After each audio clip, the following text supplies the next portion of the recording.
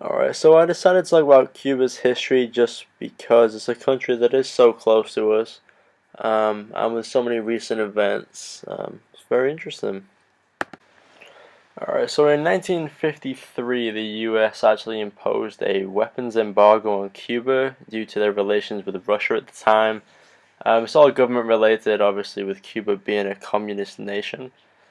Um, Within recent times, I mean, going back to 1993, the US tightened its embargo with Cuba. It caused a lot of problems with the Cuban economy.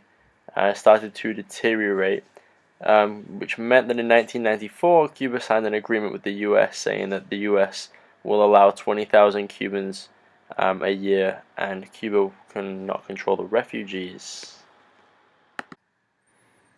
1996, the US embargo trade was made permanent with Cuba. They decided to ease off a little bit in 1998 when they kind of eased off the restrictions on sending money back home to the family in Cuba. And then in the year 2000, the US House of Representatives approved the sale of food and medicine to Cuba. In the year 2001, Cuba asked for American help for the first time in 40 years.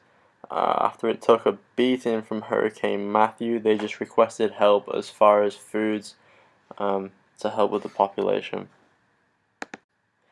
In the year 2004, the European Union restricts visits to Cuba to protest the country's human rights record.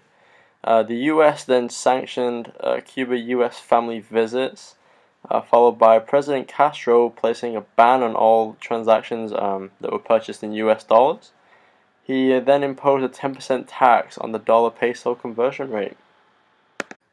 In 2008, Fidel Castro retired from being the president, and Raul Castro took over a few days later.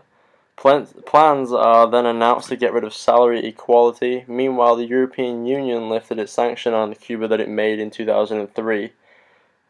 Hurricanes Gustav and Ike leave 200,000 homeless and crops in Cuba destroyed, leaving them in need for help.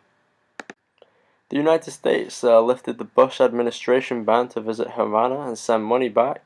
President Barack Obama says he wants a new beginning with Cuba.